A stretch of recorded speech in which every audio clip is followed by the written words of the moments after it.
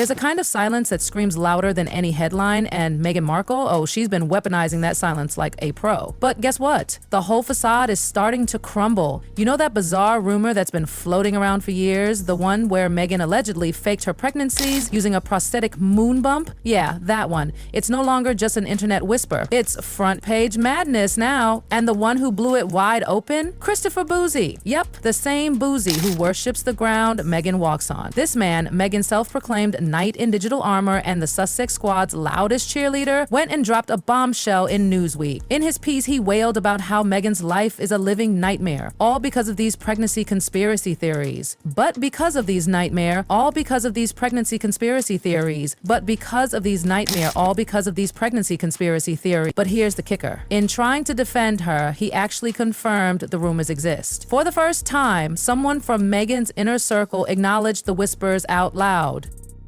Can you believe it? And, oh, that changes everything. For years, if you so much as raised an eyebrow at Meghan's strange pregnancy footage, disappearing baby bumps, belly folds that made zero sense, or the way that thing moved like a deflated beach ball, you were branded a racist, or a hater, or worse. But now, Boozy just took that hush conspiracy and put it on blast. And the best part? He thought he was shutting people up. Instead, he fanned the flames. Let's talk about Boozy for a sec, shall we? This guy isn't some impartial voice of reason. He's the same man who accused Princess Catherine of faking her cancer video, the same guy who called William names and mocked his looks, and the same troll who compared the royal family to North Korea. Now, suddenly, we're supposed to trust him as the voice of compassion? Please. This article, a desperate attempt at damage control. And guess what? It's blowing up in their faces. The mainstream media jumped on it like sharks to blood. Daily Mail picked it up. And Megyn Kelly, even she admitted she thought the fake bump theory was a joke at first, until she saw that now infamous twerking pregnancy video. You know the one, where Meghan, supposedly heavily pregnant, starts shaking it on camera like she's in a dance-off? Meghan probably thought it was cheeky fun. Instead, it blew the lid off the whole situation. People started watching closer.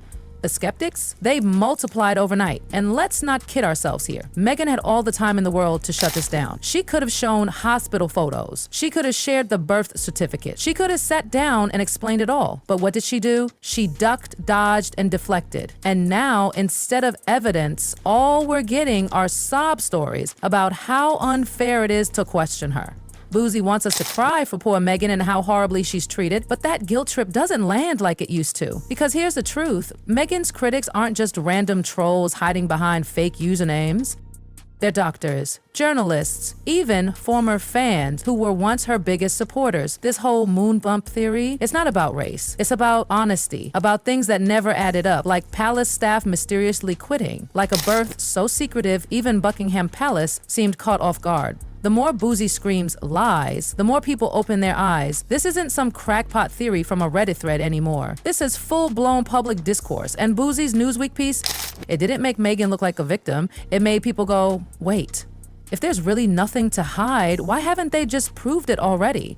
And let's not forget, Boozy isn't just some overzealous fanboy. He was literally in Meghan and Harry's Netflix doc, acting like some unbiased expert. Meanwhile, he's been trashing the royal family online for years. His insults toward Prince William, Kate Middleton, even Kate's cancer diagnosis, absolutely vile. Yet here he is lecturing the world on kindness. Does he think we've all forgotten? He screams conspiracy theorist at anyone who dares ask questions about Meghan. But when it comes to the Waleses, he's out there spinning stories about manipulated videos and photo fakery. This guy once said Kate's cancer video looked like North Korean propaganda, and he still wants to be taken seriously? It's not just bad optics, it's a strategy.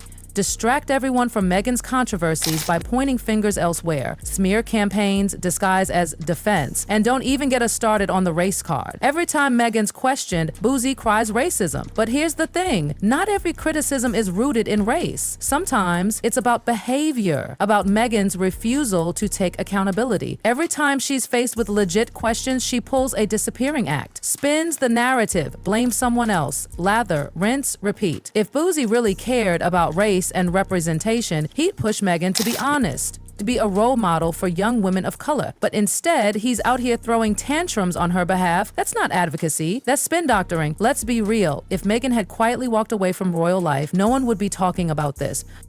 At first, people loved her. The public was genuinely excited to see a woman of color enter the royal family. There was real hope, but what did we get? Secret births, tear-stained Oprah interviews, leaked private letters, accusations of racism, followed by backpedaling. Then came Spare, Harry's tell-all memoir that aired so much dirty laundry it made reality TV look modest. Privacy? Meghan doesn't want privacy. She wants control of the narrative. And that's what this moon bump theory represents. It's not just about a fake belly. It's about a trail of unanswered questions. A woman who skipped all the normal protocols, plastered her pregnancy across magazine covers, and then gave birth in conditions so murky the palace couldn't even keep the story straight. When palace insiders seemed confused, something's off. People didn't question her out of malice. They sensed something wasn't right. And now, if you even ask those questions, you're branded a bigot. It's the same tired playbook. Dismiss the critics, cry racism, never answer the actual questions. And honestly, Boozy's emotional meltdown in Newsweek didn't do Meghan any favors. It only reignited the curiosity. Now people are digging deeper, watching videos, comparing bump sizes, analyzing photos. And you know what? The more they look, the more they're going, hold on, maybe there is something to this. That's how rumors turn into headlines. Not from trolls, but from overzealous defenders who go too far and expose more than they hide. Boozy wants us to believe this is all happening because Meghan married a prince. Let's not be naive. Meghan isn't a damsel in distress. She's the architect of this storm. She chose this path. Every PR deal, every public statement, every brand launch, from Oprah to Netflix to launching a wine brand on Princess Diana's birthday, seriously. Meghan's been driving the headlines, not hiding from them. She says she wants nothing to do with royal titles, but still clutches Duchess of Sussex like a designer handbag. And when people point out the contradiction, they're called haters. But honestly, most people would have backed off if Meghan didn't insert herself into every narrative. You can't throw bombs at the royal family, cry victim, and then act shocked when people start asking questions. And that rose wine stunt? On Diana's birthday, tasteless, calculated, just plain cruel. Princess Diana was adored for a reason. She earned her place in people's hearts. She was real. She showed up without cameras, held AIDS patients' hands, hugged the poor. Meghan, she invokes Diana's name like a coupon code. It's manipulative and disrespectful. People who loved Diana are disgusted. And rightly so. And if that wasn't enough to leave a bad taste in everyone's mouth, let's talk about the Invictus Games trap Meghan and Harry pulled. Harry allegedly invited his father and brother to the event, but instead of sending a personal message or reaching out behind closed doors, what did they do? They ran to the press. Let the media do the inviting. That's not reconciliation. That's a PR setup. It wasn't about mending family ties. It was about headlines. Harry and Meghan weren't looking for peace. They were looking for good optics. And anyone paying attention can see right through it. It's the same old play. Stir the pot, claim innocence, and then cry foul when it backfires. That's the backdrop behind why this moon bump rumor has such staying power. It's not about one wild theory, it's about everything. The lies, the dodging, the manipulation. Meghan's entire public image is built on victimhood, but the moment anyone challenges that, boom. They're silenced, ridiculed, or accused of bigotry. People aren't buying it anymore. This whole saga has exposed a truth Meghan didn't want to face. She's lost the benefit of the doubt. And when you lose that, everything becomes a question mark. Every photo, every video, every word out of her camp. That's what happens when you cry wolf too many times. And now her biggest defender, Boozy, is making it even worse. Every time he launches into a rant, more people open their eyes, more people dig up clips, more people start whispering, what if it's true? Because let's be honest, when the person defending you has a record of bullying, mocking, and slandering others, that's not a shield. That's a spotlight. Boozy calls this a conspiracy. But the truth? The internet has receipts, and it's not going away.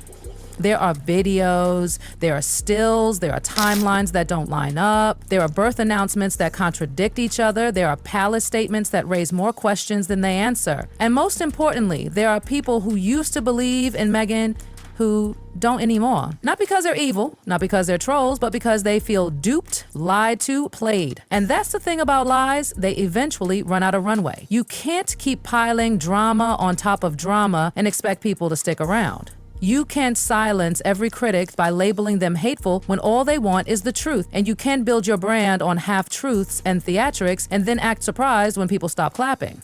Meghan Markle had every opportunity to change the story. Meghan had it all. The platform, the love, the global spotlight. She could have inspired millions and uplifted others. Instead, she chose control over connection, image over integrity, as the world wanted to see her win. But over time, the spin replaced sincerity. Every chance to clarify, she dodged. Every opportunity to show proof, she gave PR fluff. Now the story's crumbling under the weight of inconsistencies. Critics keep asking, why won't she just tell the truth? Why not show the receipts? And maybe the answer is simple: she can't. Because if she could, she already would have. You don't stay silent while rumors destroy you. Unless there's something to hide. And that's the real danger. Her silence isn't grace, it's strategy, it's protection. Because once people feel deceived, they dig deeper. This isn't just about Meghan, it's about trust. It's about a public figure who weaponized empathy, ducked accountability, and now faces the fallout. People see the pattern. They're done walking on eggshells. They want the truth because this was never just about a bump. It was about what it represented: secrets, lies, and a ruthless grip on the narrative. And no amount of Boozy's rants, glossy PR, or soft-focused documentaries can cover that up anymore. Once the cracks show, the whole castle falls.